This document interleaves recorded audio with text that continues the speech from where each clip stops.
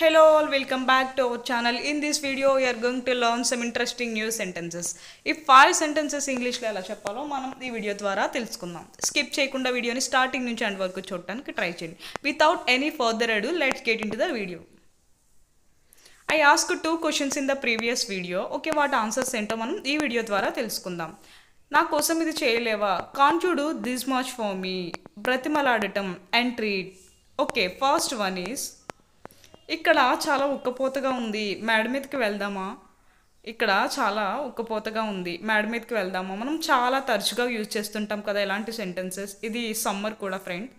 It is sultry here, shall we go on the terrace? It is sultry here, shall we go on the terrace అని చెప్పచ్చు.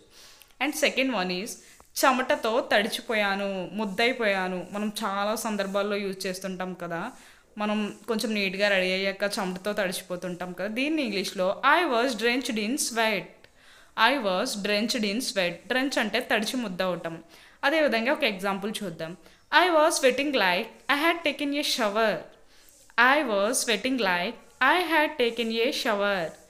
దీన్ని తెలుగులో ఎలా చెప్పాలి అంటే నాకు ఏదో స్నానం చేసినట్లుగా చెమటలు పట్టేశాయి. I was sweating like I had taken a shower. ఇప్పుడే స్నానం చేసినట్లు చెమటలు పట్టాయి అని చెప్పొచ్చు. అండ్ నెక్స్ట్ వన్ ఈజ్ నేను రాత్రి అస్సలు నిద్రపోలేదు. ఈ సమ్మర్ ప్రతి ఒక్కరి ఇంట్లో జరిగే సిచ్యువేషన్, సరిగా నిద్ర కూడా పట్టదు నైట్. అండ్ దీన్ని ఇంగ్లీష్లో ఏమంటారో చూద్దాం. I could not sleep A wink last night. I could not sleep a wink last night.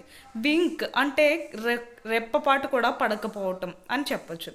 And next one is ఉన్నట్టుండి బిర్యానీ తినాలనిపించింది, అందుకే రెస్టారెంట్కి వెళ్ళాను.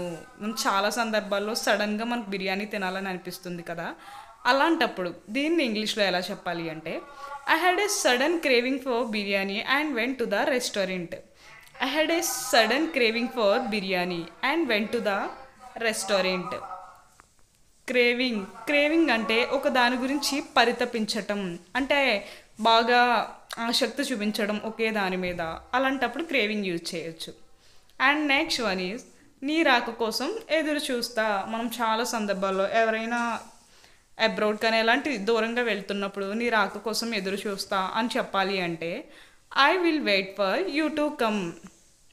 I will wait for you to come అంటే నీ రాక కోసం ఎదురు చూస్తా అని చెప్పచ్చు. Okay guys, let's see what questions will be in this video. First one is ఇక్కడికి రా అండ్ సెకండ్ వన్ ఈజ్ నా కోసం. If you know the answers of these two questions please do let me know in the comment section, and if you don't know the answers, please try to find out the answers guys. If you really wanna learn English, please do this kind of sentences practice daily. You will become a fluent English speaker definitely. And thanks for watching. If you like this video, like, share and subscribe our channel. Don't forget to hit the like button.